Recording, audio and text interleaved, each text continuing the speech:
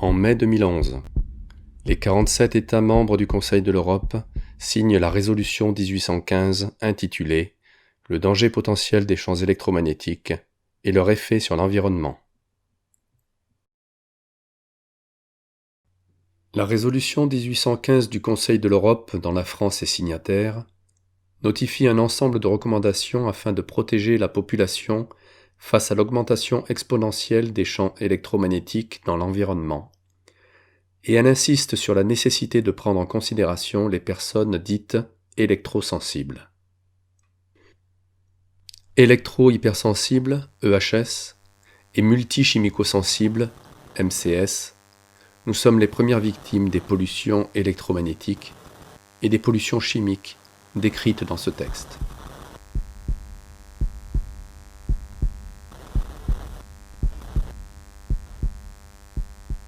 Voici les recommandations de la résolution 1815 dans ces domaines.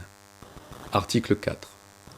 Les extrêmement basses fréquences, les lignes électriques ou certaines ondes à haute fréquence utilisées dans le domaine des radars, de la télécommunication et de la téléphonie mobile semblent avoir des effets biologiques non thermiques potentiels plus ou moins nocifs sur les plantes, les insectes et les animaux, ainsi que sur l'organisme humain, même en cas d'exposition à des niveaux inférieurs aux seuils officiels.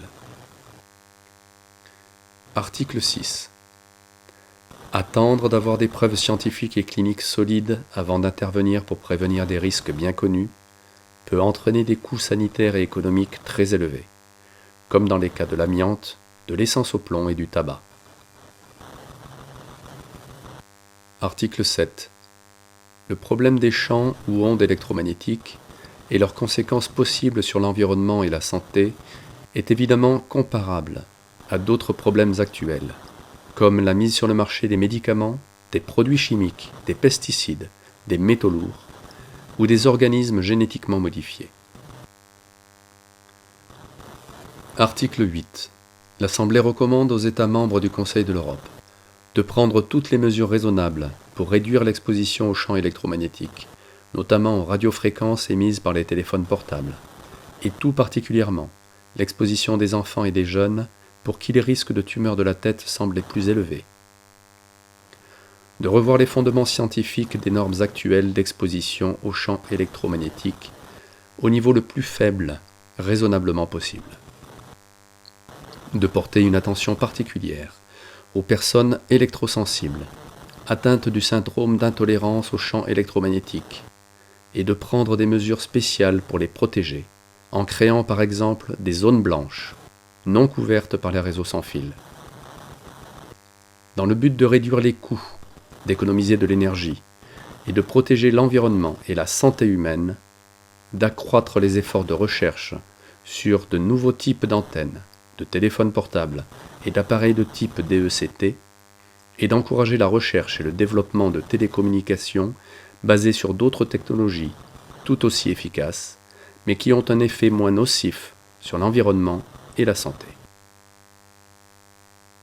D'informer sur les risques potentiels pour la santé des téléphones sans fil de type DECT, des interphones pour la surveillance des bébés et d'autres appareils domestiques qui émettent continuellement des ondes pulsées, et de recommander l'utilisation de téléphones fixes filaires chez soi. De privilégier pour les enfants en général, et plus particulièrement dans les écoles et salles de classe, des systèmes d'accès à l'Internet par connexion filaire, et de réglementer de façon stricte l'utilisation du portable par les élèves dans l'enceinte de l'école.